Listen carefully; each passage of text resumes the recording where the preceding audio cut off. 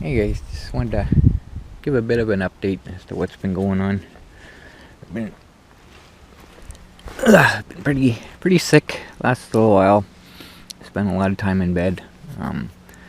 Supposed to have my teeth out about 8 years ago and just never had it done.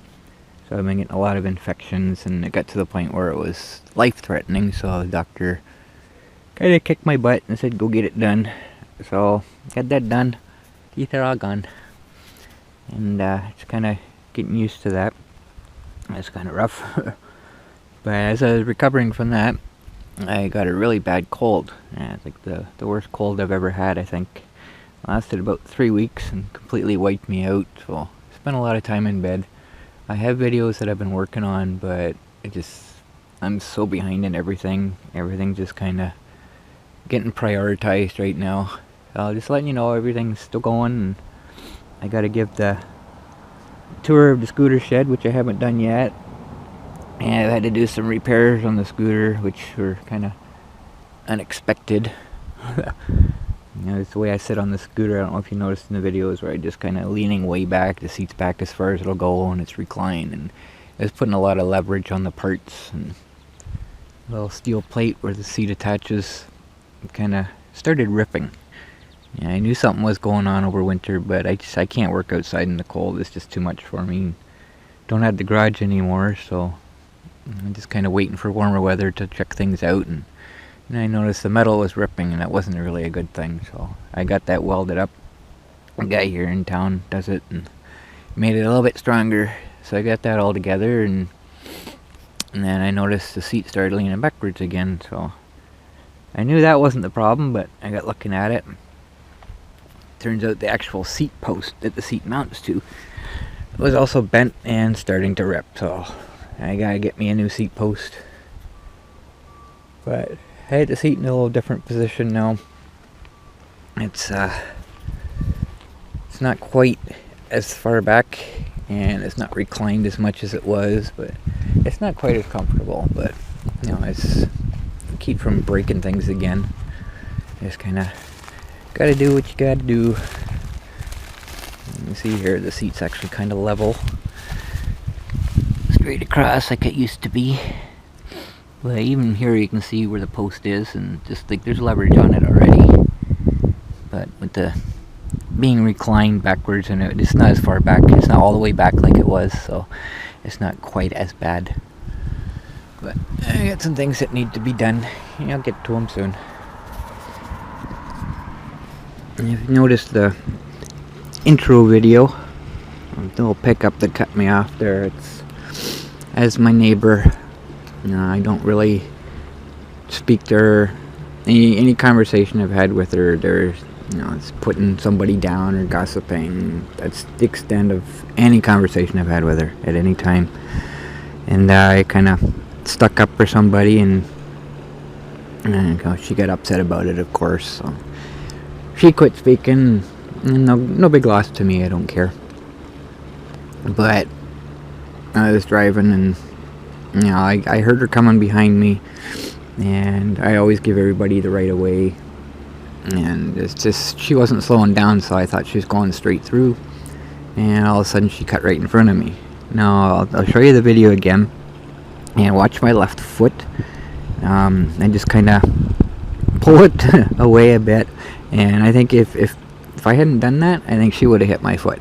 That's how close it was. And just keep in mind that this camera is wide angle, so everything's a little bit closer than what it looks. And believe me, it was pretty close. But after my tour, I went right straight to the police station, told them about it, and they said, bring the video in, and we'll have a look. And they went and talked to her, and of course, she has no recollection of it. She doesn't remember anything like that. So then they told her they had it on video. I'd like to have seen her face.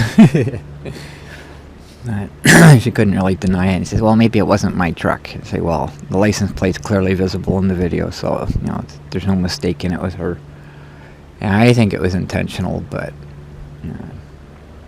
can't really prove anything.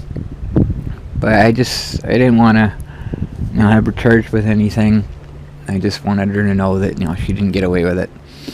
Because, like I say, I really feel it was intentional. They're cutting me off like that. Maybe not intentionally trying to hit me, but just, cutting me off. And I just, she wants to talk about me behind my back or something. Yeah, go for it. I don't care. It's just talk. Nobody really listens to her anyways. But she starts doing crap like that, endangering my life. Sorry, that's crossing the line. I ain't putting up with it. So I thought I'd mention that. This is my dash cam, scooter cam, whatever you want to call it. It actually has a purpose. Most of the time it's just to prove I didn't do it.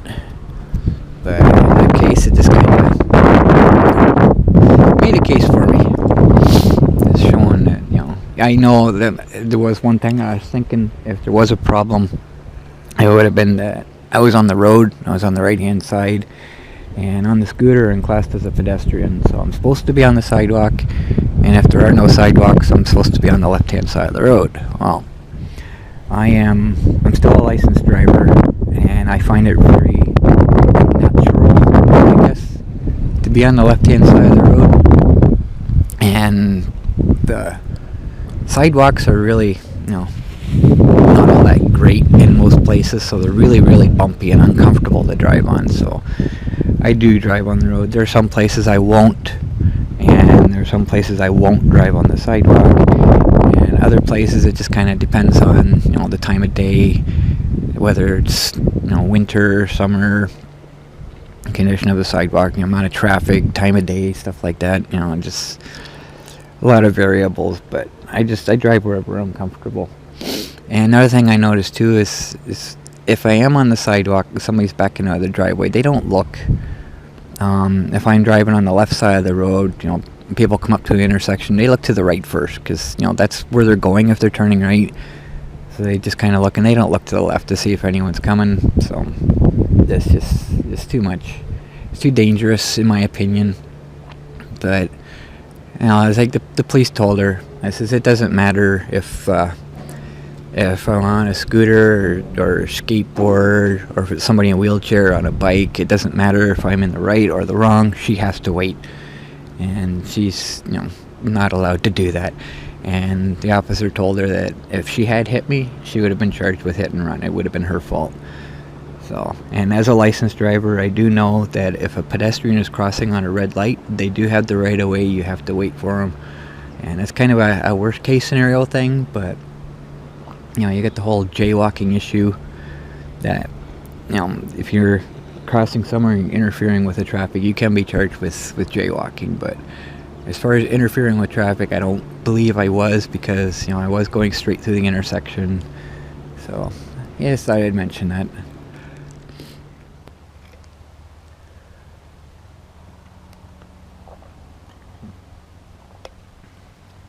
Carnation Instant Breakfast. I'm pretty much living off of this for the last little while. Getting better, trying to eat harder and harder foods, getting my gums toughened up. It's frustrating sometimes not being able to eat what I want to eat, but it comes to breaks, right? Last year, I tried to do a bike riding video, but I can't ride all that great anymore. So I don't have the balance for it. Most of the time when I go out, it's at night. So when I fall, it's not as embarrassing. There's not as many people around, nobody can see it if I'm out of town or whatever. But I did a daytime one, and I had my camera mounted to my handlebars, and it just, because I'm going so slow, it's like back and forth and back and forth. It looked like crap. So that didn't work. So I got some ideas for this year. Maybe I'll do a helmet mount or something. 2 or 3 times a year, I'm able to go for a nice bike ride. Don't have the energy for it most of the time, but occasionally, when I have a break in my illness, I can get to go out and hopefully get out to the conservation area this year. When I go there, it's probably about a 45-minute bike ride for me, because I take a lot of breaks. and like I say, I go slow, but it's so beautiful out there. When I had my car, I was there pretty much every day. I miss it so much. And to take a taxi there, it's like 20 bucks each way, so that gets pretty expensive. I'm hoping to be able to take you guys with me. I'll show you some places out there. It's just really nice. I did a lot of photography out there with the boys when we were out there. The Footsteps Through Time series, which I'm hoping to get some more done on, was mostly done there. Yeah, a lot of trails and the trout pond where they went swimming. In the wintertime, the tobogganing hills. It's so nice. It's so peaceful. Yeah, I miss it. But when I do go out there now, I usually go out in the daytime so I can just, when I get there, just rest. Just kind of lay by the pond and just rest. Kind of recuperate some of my energy. And then once nightfall comes, it's just, the sun's down, and it's cooler, and it's so much easier to ride back home. But hopefully this year things will work a little better. Trying to work on, the problem I have with this scooter is it's got a 40-kilometer range. Like, go when conditions are perfect. It's the maximum 40 kilometers that it'll travel on a charge. And that depends on the terrain, the temperature. If it's cold, like, it doesn't go very far because the batteries don't like the cold.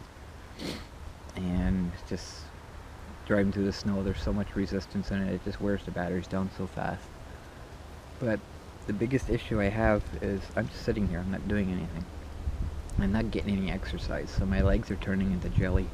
And I had this idea of making my own scooter with more batteries on it so I can go farther, and have bike pedals on it so I can pedal to charge the batteries up, and that'll give me some exercise at the same time.